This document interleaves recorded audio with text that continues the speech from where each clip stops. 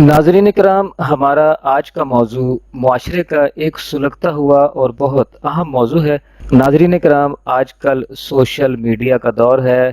Social media کی افادیت سے انکار نہیں، لیکن اسی سوشل میڈیا پر فیک خبروں اور معلومات کی بھرمار ہے۔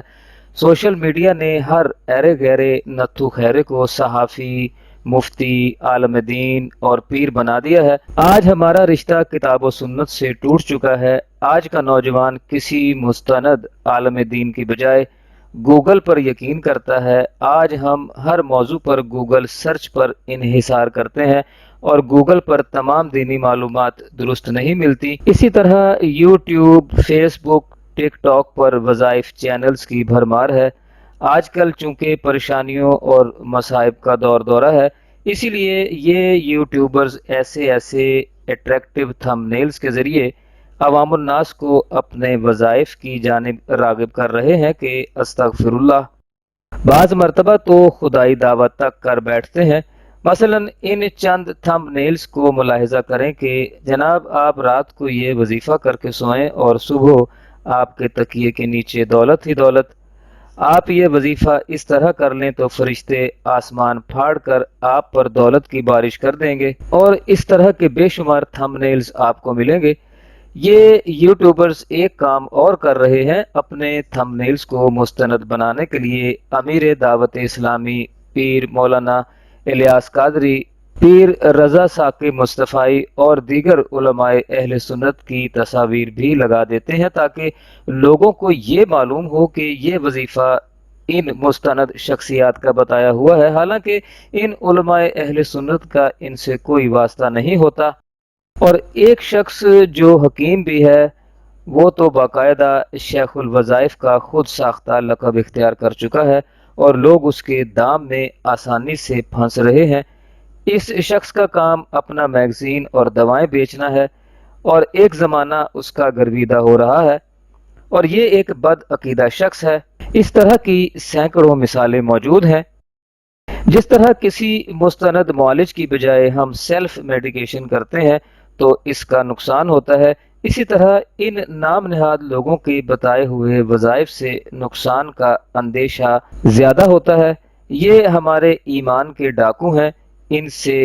اس سلسلہ میں ہم نے پیر طریقت حضرت علامہ ذوالفقار مصطفیٰ ہاشمی، جو روحانی معالج ہیں اور بریلی شریف کے خلیفہ مجاز بھی ہیں، ان سے ایک نشست کی ہے اور معاشرے کے اس اہم دینی اور روحانی معاملے میں ان کے خیالات جاننے کی کوشش کی ہے اور اپنے اور آپ کے لیے رہنمائی حاصل کرنے کی کوشش کی ہے۔ ناظرین کرام، آپ سے التماس ہے کہ ویڈیو کو مکمل دیکھیے گا تاکہ ہماری اور آپ کی دینی اور روحانی اصلاح ہو سکے۔ علامہ صاحب، پہلا سوال آپ سے یہ ہے کہ یہ جو وظیفے ہیں یا وظائف ہیں، جو قرآنی وظائف ہیں اور جو اولیاء اللہ کے بتائے ہوئے وظیفے ہیں، یہ کس حد تک درست ہیں اور کس حد تک ان کی شرعی حیثیت ہے؟ جی، بسم اللہ الرحمن الرحیم۔ بڑا ہی اہم موضوع ہے جس پر آج کی آپ نے یہ نشست ارینج کی ہے۔ قبلہ شاہ صاحب، یہ اس وقت بالکل معاشرے کی ایک دکھتی ہوئی رگ پہ اور نبض پہ آپ نے ہاتھ رکھا ہے۔ دیکھیں، اس میں تو کوئی شک نہیں ہے کہ لوگ طرح طرح کے مسائل، پریشانیوں اور مصائب کا شکار ہیں، اور ضرورت بھی اس بات کی ہے کہ مشکلات کی اور مصیبتوں کی اور تکالیف کی صورت میں اللہ تعالیٰ کی ذات کی طرف رجوع کیا جائے اور اللہ تبارک و تعالیٰ کو ہی پکارا جائے، اللہ کی مدد مانگی جائے۔ اور اگر ہم بات کریں تو سیدنا عبداللہ بن عباس رضی اللہ تعالیٰ عنہ سے مروی فرمان مصطفیٰ صلی اللہ علیہ وسلم ملتا بھی ہے کہ اللہ تعالیٰ نے نمازوں کے اوقات مقرر کیے ہیں، اپنا ذکر کرنے کا کوئی وقت مقرر نہیں کیا ہے۔ تم جو ہے وہ چلتے پھرتے خشکی تری میں ہر وقت جو ہے وہ اللہ تبارک و تعالیٰ کا ذکر کرو، کروٹوں میں لیٹتے ہوئے، اٹھتے ہوئے، بیٹھتے ہوئے، اور یہ کرنا بھی چاہیے۔ بجائے اس کے کہ مطلب ہم کسی مصیبت میں ہی کریں، ہمیں ہر وقت اللہ کی یاد کرنی چاہیے. اور قرآن حکیم فرقان مجید میں سورہ نساء میں اللہ تعالیٰ کا یہ حکم بھی ہے کہ جب تم اپنی نمازوں سے فارغ ہو جاؤ تو پھر اللہ کا ذکر کرو. تو ہمیں اس چیز کے لیے ضرور کوشش کرنی چاہیے. مگر بدقسمتی سے اس وقت یہ ہے کہ ہمارے معاشرے کا یہ المیہ ہو گیا کہ لوگوں نے جو دین سیکھنا ہے، لوگوں نے شرعی رہنمائی لینی ہے، لوگوں نے اپنی تکالیف کا ازالہ کرنا ہے، تو لوگوں نے ہر چیز کا حل جو ہے وہ گوگل پہ، یوٹیوب پہ ڈھونڈنا شروع کر دیا. اور وہاں پہ کچھ ایسے نابکار قسم کے لوگ جو ہیں، وہ نااہل قسم کے لوگ کہ جن کو بالکل دین کی کچھ الف بے بھی نہیں آتی ہوتی، اور وہ فقط اپنی کچھ شہرت کے لیے اور اپنی دنیا کے کوئی چار ٹکے اکٹھے کرنے کے لیے جو ہے وہ اس طرح کی صورتحال پیدا کر دیتے ہیں کہ لوگوں کے لیے وہ ایک روحانی معالج یا ایک شرعی اسکالر یا ایک رہنما بن کے بیٹھ جاتے ہیں، اور بالکل ایسی بے سر و پا قسم کی چیزیں وہ لوگوں کے سامنے لے کر آتے ہیں کہ جو بسا اوقات تو انسان کو اس حد تک لے جاتی ہیں کہ جیسے اگر ہم اسی بات کو ہی غور کریں جس کی طرف آپ نے اشارہ کیا ہے کہ تکیے سے پیسے نکلیں گے یا مطلب راتوں رات آپ امیر ہو جائیں گے یا صبح ہونے تک آپ کے کام بن جائیں گے، ایسا سلسلہ ایک عرصہ پہلے سے مطلب دیواروں پہ لکھا ہوا بھی نظر آتا تھا کہ سنگ دل محبوب آپ کے قدموں میں اور وغیرہ وغیرہ. تو پھر مطلب لوگ ایسے لوگوں کی طرف رجوع کرتے، اور اب جو ہے وہ لوگ ایسے سوشل میڈیا کی طرف رجوع کرتے ہیں، اور نتیجہ یہ ہوتا ہے کہ ایک تو وہ بات کہ لوگ وہاں سے رہنمائی لے کے ہر جائز ناجائز اپنے خواہشات کی تکمیل کے حوالے سے ان چیزوں کا جو ہے وہ تکرار یا ان چیزوں کا وظیفہ یا ذکر جو ہے وہ شروع کر دیتے ہیں. دوسرے نمبر پہ جو خرابی پیدا ہو رہی ہے وہ یہ کہ لوگ صحیح خواہ نہیں ہیں، ہم عجمی ہیں، ہمیں قرآن پڑھنا نہیں آتا، درست تلفظ کرنا نہیں آتا، اعراب سے ہمیں واقفیت نہیں ہے، تو ہم تو بعض اوقات ایسے اعراب جو ہے وہ زبان سے نکال دیں گے کہ مطلب کیا لیں کہ انعمت علیہم، یہ سورہ فاتحہ کا ایک مشہور کہہ لیجیے کا کلمہ ہے، اگر کسی نے اس کو انعمت علیہم پڑھ دیا تو یہ بھی کفر ہے، حالانکہ صرف اس نے تا کے اوپر زبر کو پیش سے تبدیل کیا ہے تو یہ کلمہ کفریہ بن گیا. ایسا کہنے والا جو ہے وہ مطلب کیا لیں کہ بصورت دیگر جو ہے وہ اسلام سے خارج بھی ہو سکتا ہے اگر اس کو مطلب اس بات کا ادراک ہو جائے، ورنہ کم از کم اس کا یہ فعل کفریہ ہے. قائل کافر ہوتا یا نہیں ہوتا یہ ایک اگلی بات ہو جاتی ہے. تو ہمیں اس کے لیے ضرور اس چیز کا ادراک ہونا چاہیے، فہم ہونا چاہیے. دیکھیے آپ نے دنیا کا کوئی اسکل لینا ہے، دنیا کی کوئی آپ نے انفارمیشن لینی ہے، آپ پراپر فورمز پہ رجوع کرتے ہیں، جا کر رہنمائی لیتے ہیں. تو آپ نے کیا دین کو اتنا غیر ضروری سمجھ لیا کہ جہاں سے مرضی اس کو سیکھنا شروع کر دیا، اور اس کے جو اہل لوگ ہیں ان کی طرف آپ نے رجوع کرنا جو وہ ختم کر دیا. قرآن پاک میں اللہ تعالیٰ نے فرمایا فَاسْأَلُوا أَهْلَ الذِّكْرِ إِن كُنتُمْ لَا تَعْلَمُونَ، اگر تمہیں پتہ نہیں ہے تو ان لوگوں سے رابطہ کرو جو صاحبان علم ہے، جو صاحبان ذکر ہے، جنہوں نے اس چیز کو سیکھا ہوا ہے. تو ہمیں ان کی طرف رجوع لانا چاہیے، نہ کہ ایسے مطلب مختلف خود ساختہ کہ جن کا اگر میں یہ کہوں کہ دور دور سے بھی قرآن و سنت کی تعلیمات سے بھی ان وظائف کا، ان عملیات کا کوئی واسطہ یا تعلق نہیں ہوتا، اور علماء کے نزدیک ان کی کوئی شرعی حیثیت نہیں ہوتی، ان پر ہم عمل کرنا شروع کر دیتے ہیں. اور ایک خرابی قبلہ شاہ صاحب یہ بھی پیدا ہوتی ہے کہ جب لوگ اس قسم کے وظائف کرتے ہیں نا تو بجائے اس کے کہ وہ اللہ تعالیٰ کی ذات کے جو ہے وہ قریب ہو جائیں، اللہ تعالیٰ کی ذات کو مطلب جو ہے وہ اور زیادہ محبت کرنا شروع کر دیں، اللہ کے ماننے والے بن جائیں، اس کے متبعین میں، اس کے اطاعت گزار بندوں میں بن جائیں، اس کے محمود صلی اللہ علیہ وسلم کے متبعین میں چلے جائیں. الٹا یہ ہوتا ہے کہ وہ جب وہ ایک مقررہ مدت جو لکھی ہوتی ہے 11 دن 5 دن 7 دن 20 دن اس کو وہ کرتے ہیں، ان کا کام پورا نہیں ہوتا تو وہ نعوذ باللہ ثم نعوذ باللہ ثم نعوذ باللہ وہ اللہ کی ذات کے ایک طرح سے منکر ہونا شروع ہو جاتے ہیں کہ دیکھیں اللہ بھی ہماری نہیں سن رہا، اللہ کو ہم نے پکارا، اللہ کو مطلب ہم نے وظیفہ سے یاد کیا تو اللہ نے بھی ہماری مشکل حل نہیں کی. تو یہ ایک اتنی بڑی خرابی ہوتی ہے کہ لوگ نعوذ باللہ اللہ کی ذات کے قریب آنے کے یا اس کو اپنا فریاد رس یا اس کو اپنا کہہ لیجیے کہ مشکل کے وقت میں مصیبتیں ٹالنے والا سمجھتے ہوئے جو اس کے رجوع کرتے ہیں تو اس سے وہ الٹا جو ہے وہ اس سے نعوذ باللہ ثم نعوذ باللہ بدزن ہونا شروع ہو جاتے ہیں. یہ بڑی خرابی ہے. اچھا علامہ صاحب یہ بتائیے کہ عموماً جو ہمارے بزرگان دین ہیں، اور ایک جملہ میں نے کہیں پڑھا تھا اور ظاہر ہے کہ وہ بڑا اتھینٹک بھی ہے کہ روحانی بیماری ہی جسمانی بنتی ہے، اور جس طرح سے ہم سیلف میڈیکیشن کرتے ہیں، ہم ڈاکٹر کے پاس یا حکیم صاحب کے پاس جائے بغیر اگر خود ہی اپنی سیلف میڈیکیشن شروع کر دیں تو اس کا ظاہر ہے سائیڈ ایفیکٹ بھی ہوتا ہے. اور اگر ڈاکٹر یا حکیم بھی کوئی ایسی جو نیم حکیم خطرہ جان والی بات ہے تو اس میں اگر ڈاکٹر یا حکیم بھی کوئی ایسی دوائی دے دے جس کا سائیڈ ایفیکٹ ہو جاتا ہے تو کیا ان وظیفے وظائف کا بھی سائیڈ افیکٹ ہوتا ہے؟ جی ہاں بالکل ہوتا ہے اور ہمیں اس حوالے سے پوری طرح اویئر ہونا چاہیے، الرٹ ہونا چاہیے، آگاہ ہونا چاہیے۔ دیکھیے جو بات آپ نے یہ کہی کہ جسمانی روحانی بیماری جو ہے وہ جسمانی بیماری بنتی ہے، تو اس میں بھی کوئی شک نہیں ہے۔ جب ہم اس حوالے سے قرآن پاک کی طرف رجوع کرتے ہیں تو اللہ رب العزت نے یہ بات واضح لفظوں میں ارشاد فرما رکھی ہے، وَمَا أَصَابَكُم مِّن مُّصِيبَةٍ فَبِمَا كَسَبَتْ أَيْدِيكُم، تمہیں جو کوئی بھی مصیبت پہنچتی ہے وہ تمہارے اپنے ہاتھوں کا کیا درا ہوتا ہے۔ تو وہ ہاتھوں کا کیا درا جو ہے وہ کبھی ہمارے سامنے تنگ دستی کی صورت میں آتا ہے، کبھی بیماری کی صورت میں آتا ہے، کبھی لاچاری کی صورت میں آتا ہے، کبھی مفلسی کی صورت میں آتا ہے، کبھی بے بسی کی صورت میں آتا ہے۔ تو اللہ تعالیٰ تو کسی پر ظلم نہیں کرتا، وہ تو ایسی ذات ہے، وہ تو ظلم سے پاک ہے۔ تو یہ ہمارے اپنی شامت اعمال ہی ہوتی ہے جو طرح طرح کے ہم دن بھر میں یا عمر بھر میں یا مختلف زندگی کے جو فیزز ہمارے ہوتے ہیں اس میں ہم طرح طرح کے معاملات کرتے ہیں اور پھر اللہ کی طرف رجوع نہیں لاتے، توبہ نہیں کرتے، تو جس کی وجہ سے ہمیں ایسے حالات کا سامنا کرنا پڑتا ہے۔ تو یہ بات تو بڑی ضروری ہے، اور اسی لیے آپ دیکھیے کہ بزرگان دین کی تعلیمات میں بھی ملتا ہے، پیارے آقا صلی اللہ علیہ وسلم کی حدیث طیبات میں بھی یہ ملتا ہے کہ کثرت استغفار، وہ کثرت استغفار دراصل ہمارے اوپر سے وہ گناہوں کا بوجھ ہٹا رہی ہوتی ہے، جس کی وجہ سے ہمارے اوپر کوئی مالی جانی یا کوئی کہہ لیجیے کہ دیگر ذہنی جو ہے وہ پریشانی آنے والی ہوتی ہے، وہ ہم سے ہٹ جاتی ہے تو ہم یقیناً عافیت میں چلے جاتے ہیں۔ اور حکم ہے، پیارے آقا صلی اللہ علیہ وسلم کی تعلیمات ہیں، اور دعا حضور صلی اللہ علیہ وسلم نے فرمائی کہ اللہم انی اسألک العفو والعافیہ والمعافاۃ الدائمہ فی دینی والدنیا والآخرہ، دنیا دین آخرت کی اللہ سے عافیت طلب کی جائے کہ اللہ تعالیٰ جو ہے وہ اپنی پناہ میں رکھے، عافیت سے رکھے، خیر سے رکھے اور ہر قسم کے شرور سے محفوظ فرمائے۔ رہی یہ بات جو آپ نے کہی کہ کیا جس طرح سے دوا کے سائیڈ افیکٹس ہوتے ہیں تو کیا ایسی چیزوں کے بھی کوئی سائیڈ افیکٹس ہوتے ہیں؟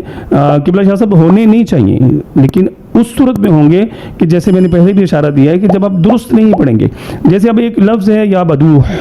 اب اس کو یا بدوح بھی پڑھا جاتا ہے، بدوح بھی پڑھا جاتا ہے، اور بعض اوقات اس کی ہا جو ہے اس کو ہا یہاں پر حکے والی ہے یا حلوے والی ہا ہے،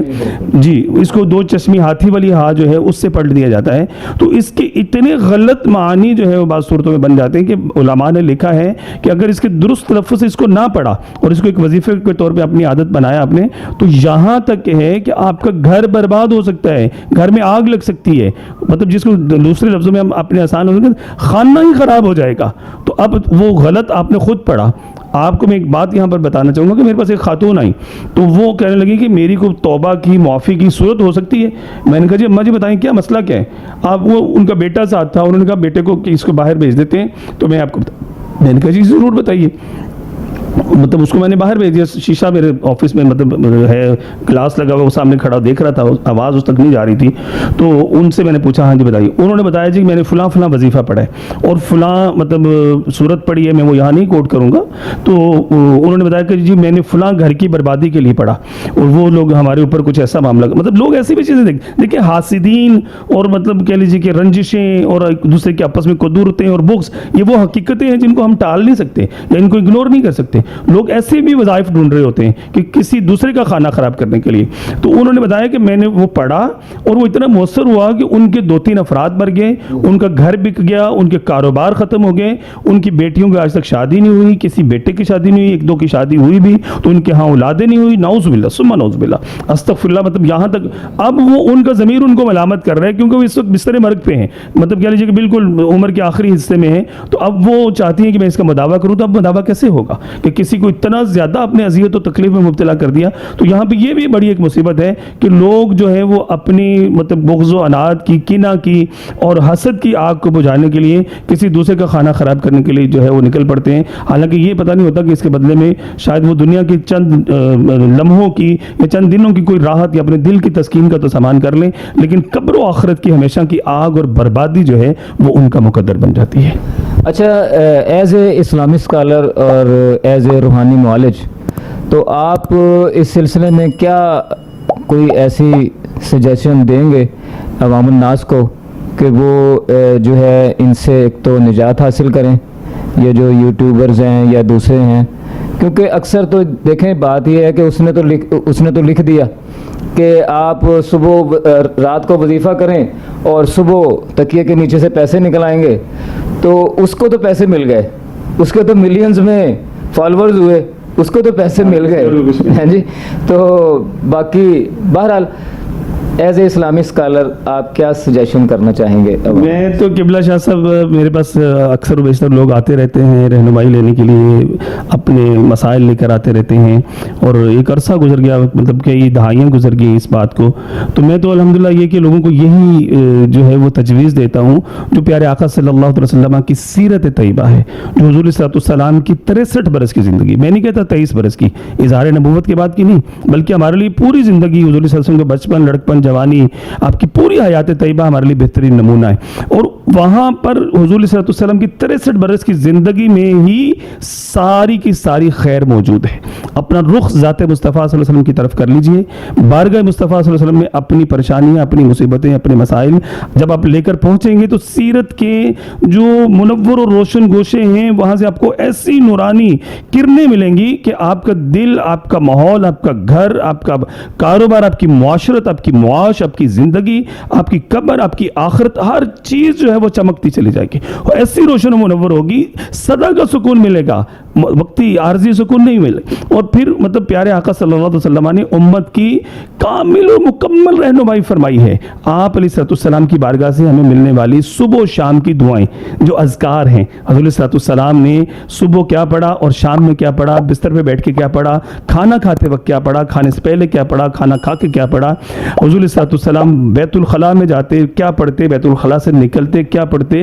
اور اسی طرح سوتے وقت، بیدار ہوتے وقت، یہ مسنون دعائیں. یہ دیکھیں اتنا بڑا ہمارے پاس ذخیرہ موجود ہے. ارے خدا کے بندو، اب ذات مصطفیٰ صلی اللہ علیہ وسلم کو چھوڑ کے دنیا کے یہ جو مختلف مطلب 2 ٹکے کے کہہ لیجیے کہ مفاد پرست لوگ بیٹھے ہوئے، آپ ان کی طرف بھاگتے ہو، جبکہ حضور صلی اللہ علیہ وسلم کی سیرت طیبہ میں، آپ کی تعلیمات مقدسہ، حدیث طیبات میں جو مسنون اذکار ہیں، مسنون اذکار میں ہر چیز کا علاج موجود ہے.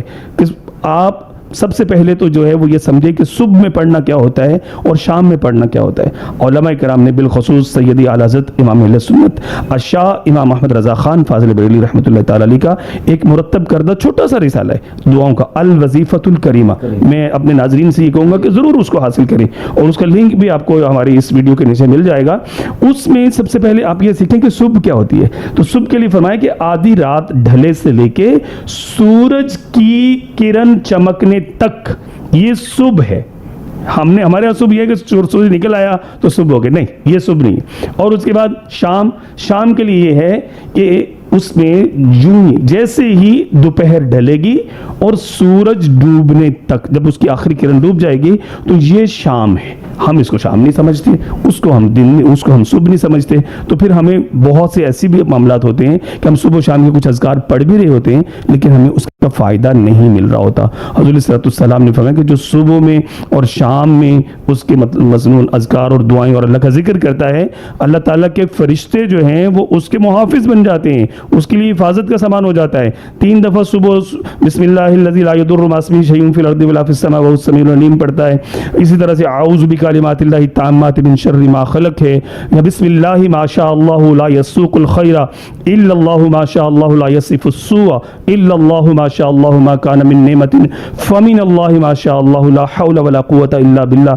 بڑی چھوٹی چھوٹی سی دعائیں ہیں. بسم اللہ علی دینی، بسم اللہ علی نفسی و ولدی و اہلی و مالی. 3 دفعہ پڑھ رہے، مال، جان، اولاد، ہر چیز پر اللہ کے محافظ فرشتے بیٹھ جاتے ہیں، اس کی حفاظت ہوتی ہے. ایک روایت میں یہاں تک آتے ہیں کہ جو بندہ 10 مرتبہ سورہ اخلاص ہر مسلمان کو آتی ہے، سوائے چند ہمارے وہ جو کہہ لیجیے پارلیمنٹیرین ہوتے ہیں ان کو شاید نہیں آتی ہوتی. تو بسم اللہ الرحمن الرحیم پڑھے، ہر دفعہ 7 قل هو اللہ پڑھ لے 10 مرتبہ. حضور صلی اللہ علیہ وسلم فرماتے ہیں کہ اگر شیطان اپنے لشکر سمیت،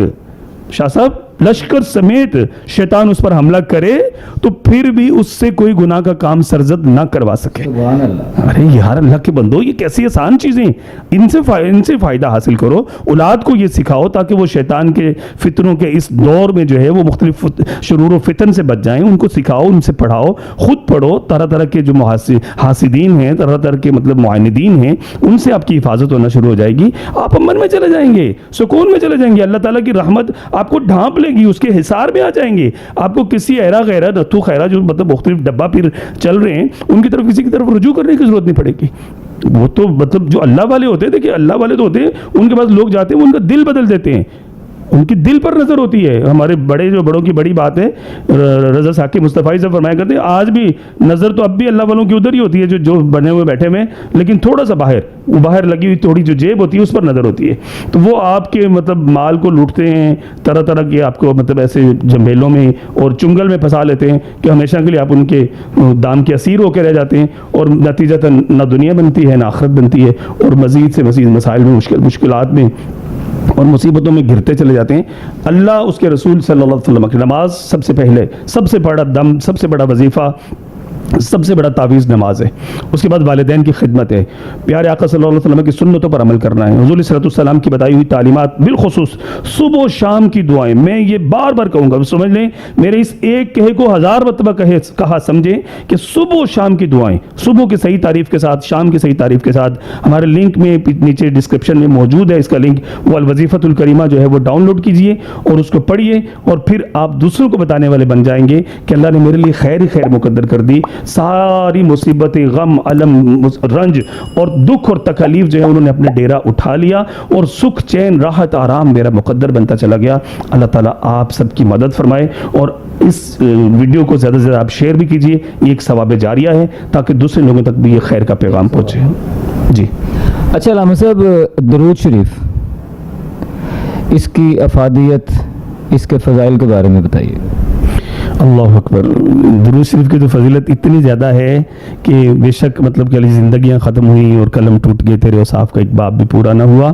پیارے آقا صلی اللہ علیہ وسلم کی ذات اقدس پر تو ہمیں ہمہ وقت درود پاک پڑھنا چاہیے. جو 10 مرتبہ صبح میں 10 مرتبہ شام میں پڑھتا ہے, اللہ تعالیٰ اس کے صبح اور شام کے گناہوں کو معاف فرما دیتا ہے. اور اللہ تبارک و تعالیٰ مطلب 3 مرتبہ جو پڑھتا ہے اس پر 3 رحمتوں کا, 1 مرتبہ پڑھتا ہے 1 رحمت, 10 رحمتوں کا نزول ہوتا ہے. جو 10 مرتبہ پڑھتا ہے اس پر 100 رحمتوں کا نزول ہوتا ہے. جو 100 مرتبہ پڑھتا ہے اس پر 1000 رحمتوں کا نزول ہوتا ہے. پھر حضرت ابی بن کعب رضی اللہ عنہ سے مروی وہ حدیث پاک ہمارے لیے رہنمائی کے لیے کافی ہے کہ حضور صلی اللہ علیہ وسلم کی خدمت میں آ کر حاضر ہو کے عرض کرتے ہیں, یا رسول اللہ میں دیگر معاملات کے ساتھ ساتھ جو ہے وہ 1/3 حصہ درود پاک پڑھتا ہوں. حضور صلی اللہ علیہ وسلم تم بڑھا دو تو تمہارے لیے بہتر ہے. وہ کہتے ہیں یا رسول اللہ میں 2/3 پڑھوں گا, 1/3 باقی. حضور صلی اللہ علیہ وسلم فرماتے ہیں اور بڑھا دو تو تمہارے لیے بہتر ہے. تو عرض کرتے ہیں یا رسول اللہ اب میں ہر وقت ہی آپ پر درود و سلام پڑھوں گا. تو پیارے آقا صلی اللہ علیہ وسلم فرماتے ہیں کہ تمہارے غم و آلام کو مٹا دینے کے لیے, ختم کر دینے کے لیے کافی ہے. دکھوں نے تم کو جو گھیرا ہے تو درود پڑھو, اور گر حاضری کی تمنا ہے تو درود پڑھو. پیارے آقا صلی اللہ علیہ وسلم کی ذات اقدس کا جو کہ لیجیے کہ ذکر ہے, آپ کا نام ہے, آپ پر درود و سلام ہے, یہ نام کوئی کام بگڑنے نہیں دیتا, بگڑے بھی بنا دیتا ہے بس نام محمد صلی اللہ تعالی علیہ وسلم. تو یہ تو وہ وظیفہ ہے کہ جو ہر حال میں مطلب کہا جاتا ہے کہ مقبول ہے, اللہ کو پسند ہے, اللہ تعالیٰ چاہتا ہے, اور اللہ بھی اس کہ لیجیے کہ عمل میں وہ اپنے بندوں کے ساتھ جو ہے وہ شامل ہے کہ رب تعالیٰ عز و جل اپنے پیارے محمد صلی اللہ علیہ وسلم پر درود و سلام پڑھتا ہے, اس کے فرشتہ بھی پڑھتے ہیں, اور ہمیں بھی حکم دیا گیا ہے کم از کم اپنے سامنے کہیں لکھ کے رکھ لیجئے کہ کم از کم یہ کہ کیا آج میں نے 10 مرتبہ درود پاک پڑھا. ویسے تو بزرگ یہ فرماتے ہیں کہ 313 مرتبہ پڑھنے والا جو ہے وہ کثرت سے درود و سلام پڑھنے والوں میں شامل ہو جاتا ہے. حضور صلی اللہ علیہ وسلم کی طرف سے بشارتیں بھی ہیں کہ جو ایک دن میں 50 مرتبہ کم از کم پڑھ لیتا ہے تو کل بروز قیامت اس کو مجھ سے مصافحہ کرنے کی سعادت حاصل ہوگی. اللہ اکبر. تاجدار کائنات امام الانبیاء صلی اللہ علیہ وسلم سے میدان محشر میں کہ جہاں ماں بیٹے کو نہیں مطلب پہچان رہی ہوگی اور مطلب کہہ لیجیے سنبھال رہی ہوگی, کریم آقا صلی اللہ علیہ وسلم کی ذات اقدس سے مصافحہ کرنے کا شرف حاصل ہو جائے گا. تو یہ وہی 10 مرتبہ کی گنتی لوٹ کے آتی کہ 5 نمازیں پڑھیے کم از کم یار, ہر نماز کے بعد 10 مرتبہ درود پاک پڑھ لیں. 50 مرتبہ درود پاک پڑھنا آپ کو دن بھر میں نصیب ہو جائے گا. نمازوں کی مداومت کیجیے, رزق حلال کمائیے, رزق حلال کھائیے, نظر کی حفاظت کیجیے, جھوٹ, غیبت, چغلی, وعدہ خلافی, بغض و عناد, کینہ و حسد سے اپنے آپ کو پاک کر لیں. انشاءاللہ تبارک تعالیٰ آپ کا گھر ویسے ہی امن کا گہوارہ بن جائے گا. آپ کی اولاد جو ہے اس کو رزق حلال کھلائیں گے, وہ انشاءاللہ ویسے ہی آپ کی تابعدار رہے گی, اور رستہ رزق حلال سے ہی وہ راہ جو ہے وہ ہدایت پر مستقیم رہے گی, اور آپ کی آنکھوں کی ٹھنڈک اور جگر کا چین اور دل کا قرار بنے گی. اللہ تعالیٰ جو ہے وہ ہماری آپ کی اس کاوش کو اور ہمارے اس پیغام کو جو ہے وہ مداومت بھی دے, اور ہمارے لیے ذخیرہ آخرت اور وسیلہ نجات بھی فرمائے. علامہ صاحب اس سلسلے میں ہماری رہنمائی کے لیے بہت شکریہ. اللہ حافظ.